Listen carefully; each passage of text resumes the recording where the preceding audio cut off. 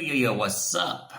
I got a question from a subscriber about my recent email regarding the campaign, knowing that you're onto something big, which was actually meant. So the subject on that email was actually a mistake. It shouldn't have gone out with that subject, to be honest. What I was talking about was in a more generic way. I was talking about, when I say campaign, I don't necessarily mean your Google Ads campaign. I mean, it could involve your Google Ads campaign, but it may also just be, whatever it is that however it is that you're marketing, whatever landing page, whatever idea that you're trying out right now. So I got a question from Christopher LaCharite. He says, "Hey Jim, what kind of return on ad spend do you look for when you start a campaign? In other words, is there a loss you look for between the profit made per front end sale and the customer acquisition cost that tells you a given campaign will be successful or not? For example, if you're making $100 per sale and each customer costs $200, a loss of 100%, that's a lot harder to recover on the back end compared to making $100 per sale for customers acquired at $125, a loss of only 25%. I understand this depends on a ton of factors, but I guess I'm wondering if it's useful to even look at this, Chris. So I addressed the question already, but I thought it's worth sharing with you guys my thoughts on this. So the answer is, I'm going to answer the question, but then I want to tell you how to ask a better question, basically. So I try to get a 1.0 ROI. Basically, I want to make as much money as I'm spending. That's sort of the target. That's where I really try to be. I don't want to be in a position where I'm losing money. And I don't want to be in a position where I'm not spending enough because I'm trying to, make my profit all from the front end. Now, whenever I say front end, I don't mean that $20 offer that you put in front of people. I mean everything that you sell on the front end. That is your $20 offer, your $150 upsell, your $97 downsell, all the stuff that you're doing in between.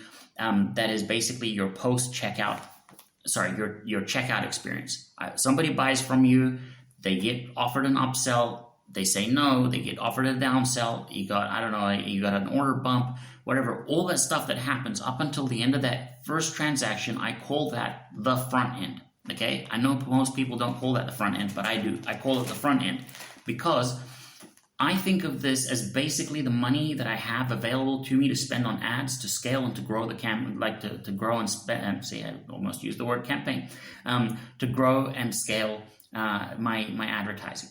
So that's a weird philosophy for a lot of people because they're trying to make all their money, trying to make a profit on this. And most of you guys have been sort of indoctrinated to think that, self-liquidating offer, get your advertising for free. Well, yeah, you're getting your advertising for free.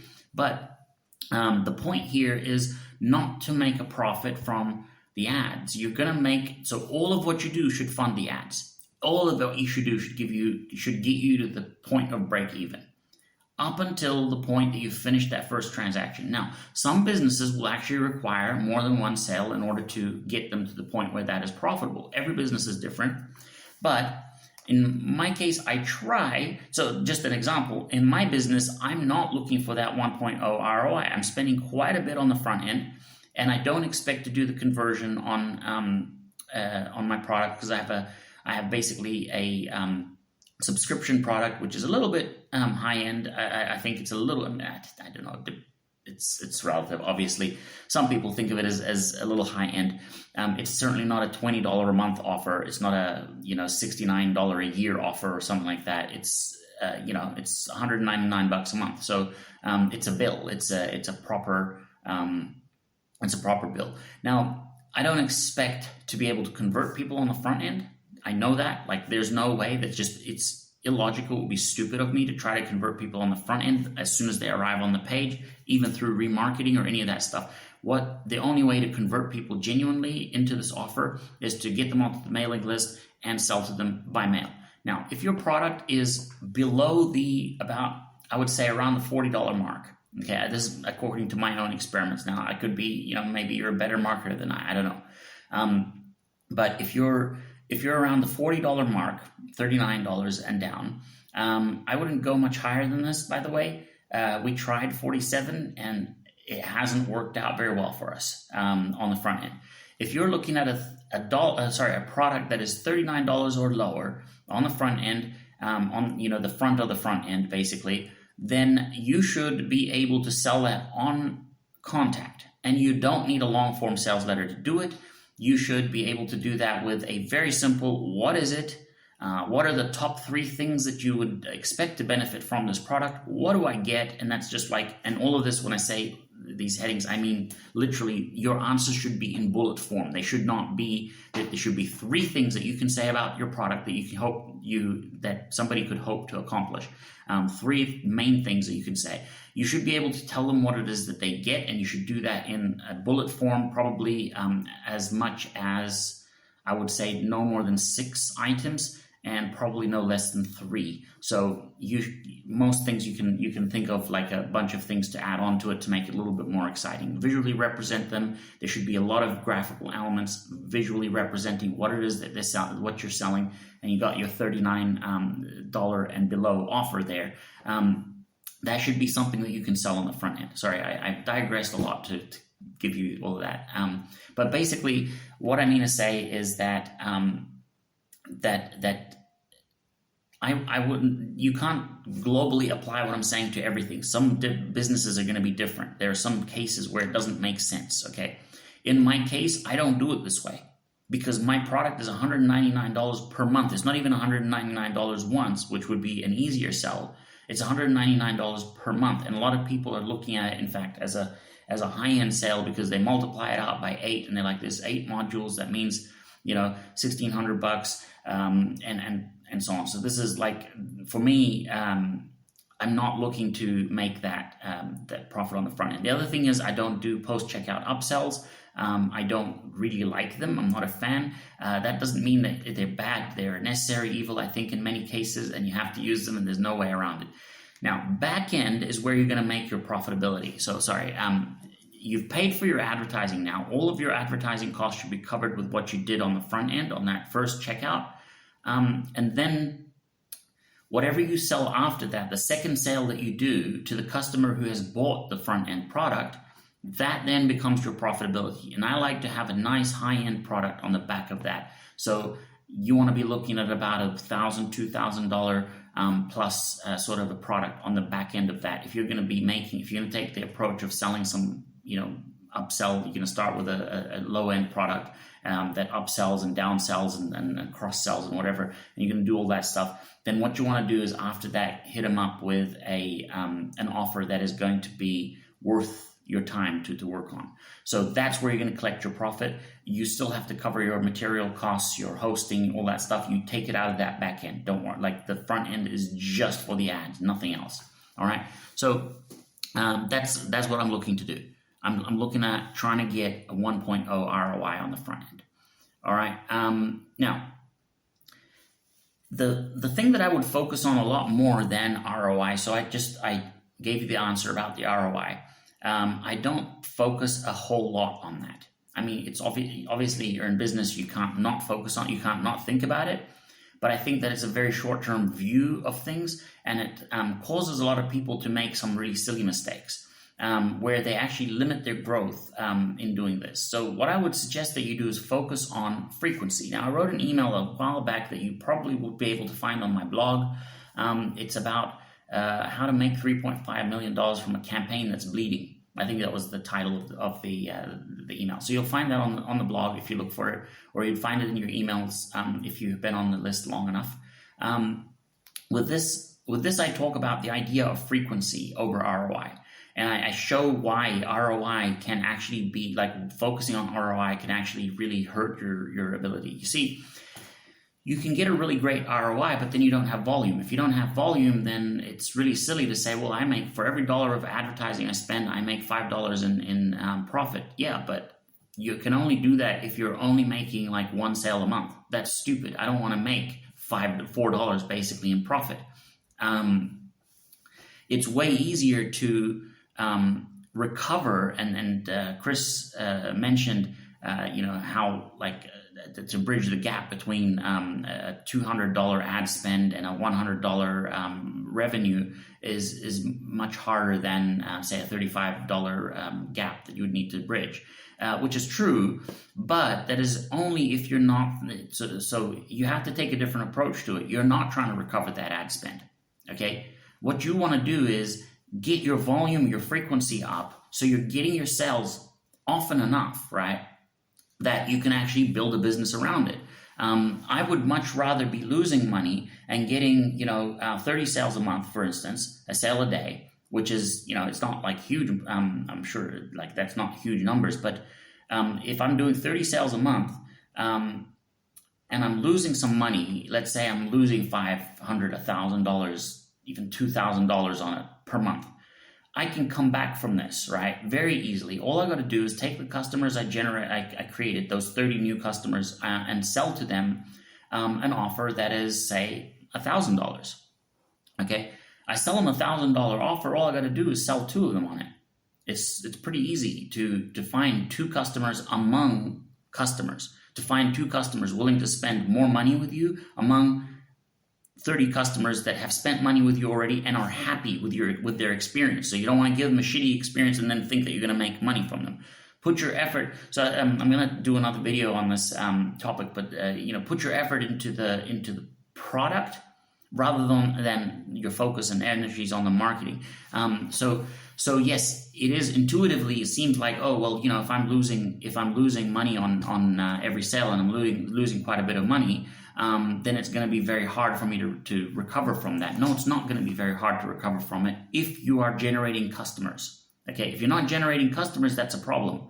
But if you're generating customers, you've got more customers as a result of losing some money, then that's how you would make it. And this is why you look at Silicon Valley, a lot of companies that are not actually generating money are still valued so high, and they're bought they're bought for a lot of money despite the fact that they're actually losing money. Facebook was losing money for, I don't know, I can't remember what the actual number was, but the number that comes to mind is like 6 years. They were losing money. They were losing shit tons of money. We're not talking about losing $1,000 a month here. We're talking about losing millions of dollars. And they were losing money for 6 years. And they were still being, people were greedy to get their grubby paws on Facebook. They had a lot of interest. People were trying to buy the company and wanted to spend a lot of money on it. And investors were investing because people saw that potential, because they know that if you have the users, if you have the frequency, then you can monetize it. There is a way to monetize this. Don't worry about how I'm going to monetize if you are generating the numbers. Okay, so if you're getting traffic, that's not really much that you can do with just traffic. I'm getting 1 million hits to the site. I'm losing money, but I'm getting 1 million hits to the site. So what? If you're generating leads, for instance, and the leads are good, you might be able to say, hey, I'm generating 1,000 leads a day, and I'm losing money on it, but we can probably turn that around. Yeah, that's a possibility. But even better is to say, hey, I'm generating 10, 20, 30 customers a day, and I'm losing money on it. I'm making some money, but obviously I'm generating customers, so I'm losing some money.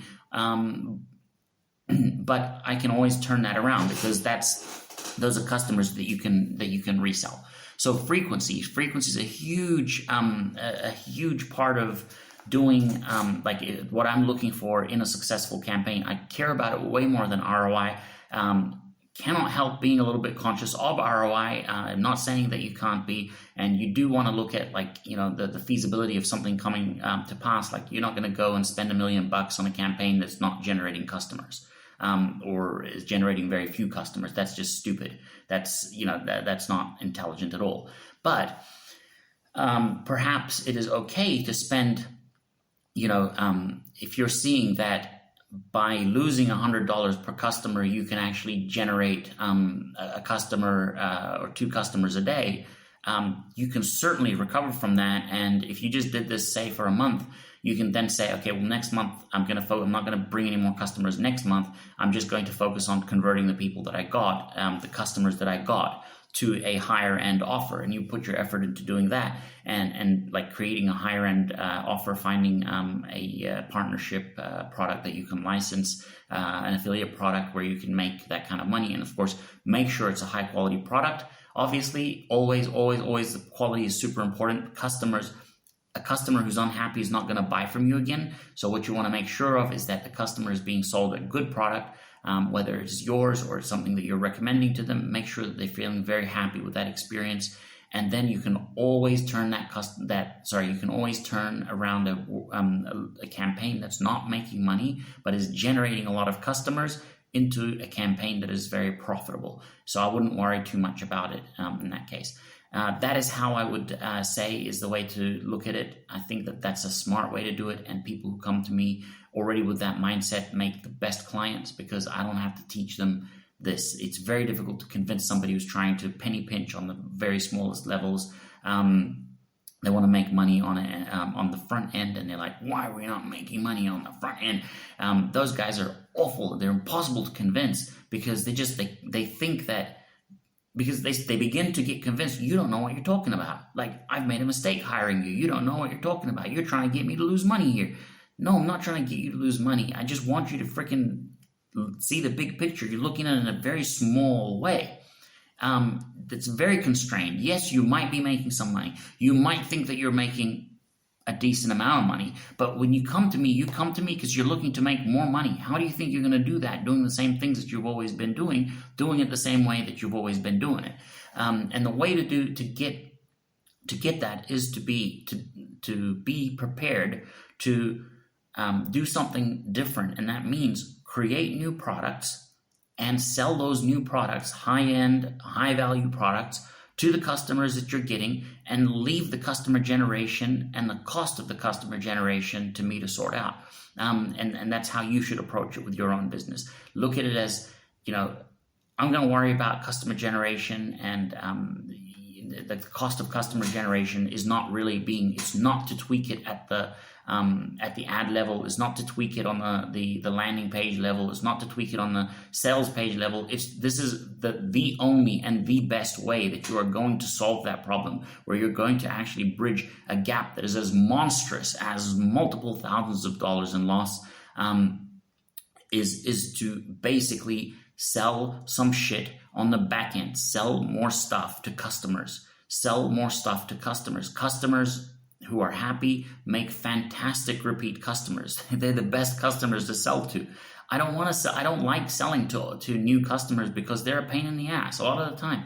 New customers are the worst customers that I have to deal with. I love selling to old customers, because they're buying from me because they love what I do. They love my stuff, and I can't really, I don't have to resell them on me. I don't have to keep telling them why they should buy from me, why my product is good value for money. And that's a really fantastic reputation to have. So that's my advice to you. If you really want to know more about it, take a look at that email or the article version of it that's on the blog. I believe it was called something like, and you can search, there's a search bar on the website, you can search for it, how to make $3.5 million from a campaign that's bleeding, something along those lines, okay? Check it out, have a read of that. It really breaks down the ideas a lot more, and I think you'll get more out of it.